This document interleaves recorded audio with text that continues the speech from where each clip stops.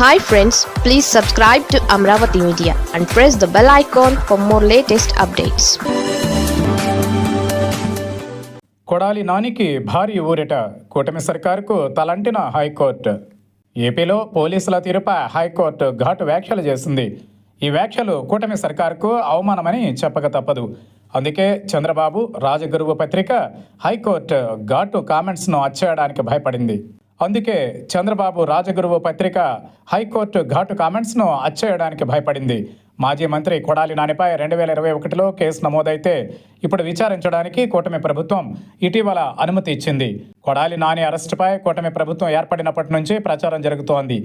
అయితే న్యాయస్థానాలలో ఊరట పొందుతూ జైలుకు వెళ్లకుండా తనను తాను నాని కాపాడుకుంటూ వస్తున్నారు.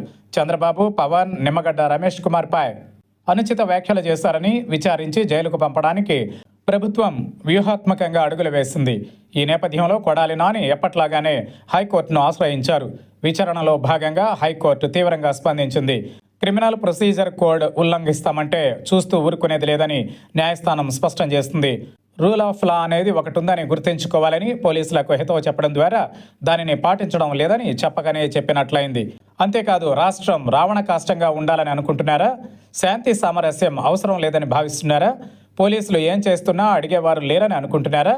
లేక మీరే తెలివైన వాళ్ళు అనుకుంటున్నారా అని న్యాయస్థానం ప్రశ్నించడం పోలీస్ శాఖతో, వారితో ఆడిస్తున్న ప్రభుత్వానికి కూడా చిన్నతనమే అనే చర్చ జరుగుతోంది. పోలీసులు కలెక్టర్కు గుణపాఠం నేర్పించాల్సిన అవసరం ఉందని హైకోర్టు వ్యాఖ్యానించడాన్ని లైట్గా తీసుకోకూడదు. పాలన ఏ రీతిలో సాగుతుందో అర్థం చేసుకోవడానికి తాజాగా హైకోర్టు ఘాటు కామెంట్స్ ఉపయోగపడతాయి. మాజీ మంత్రి కొడాలి నానిపై ప్రాసిక్యూషన్కు అనుమతిస్తూ రాష్ట్ర హోంశాఖ జారీ చేసిన జీవో, కలెక్టర్ ఇచ్చిన ప్రొసీడింగ్స్ అమలును హైకోర్టు నిలిపివేసింది. సిఆర్పిసి సెక్షన్ 468 ప్రకారం 3 ఏళ్లలోపు శిక్షకు వీలున్న కేసుల్లో 3 ఏళ్ల తర్వాత దాఖలు చేసిన ఛార్జ్ షీట్ను కాగ్నిజెన్స్లోకి తీసుకోవడంపై నిషేధం ఉందని న్యాయస్థానం గుర్తు చేస్తుంది. 2021 ఫిబ్రవరిలో ఘటన జరిగితే 2026 జూన్లో ప్రాసిక్యూషన్కు ఎలా అనుమతిస్తారని నిలదీయడం గమనార్హం. ఈ సందర్భంగా హోంశాఖ తరఫున వాదించిన ప్రభుత్వ న్యాయవాదిపై న్యాయస్థానం తీవ్ర అసహనం వ్యక్తం చేసింది. జీపీ ఉన్నది పోలీసులు చెప్పిన విషయాలను కోర్టుకి చెప్పడానికి కాదని న్యాయస్థానం పేర్కొంది. అలాగే ప్రభుత్వానికి పోస్ట్ మ్యాన్ డ్యూటీ చేయొద్దని హితవు పలికింది. ఇటీవల కాలంలో ప్రభుత్వ పోలీసుల తీరుపై న్యాయస్థానం తీవ్ర ఆగ్రహం వ్యక్తం చేస్తోంది.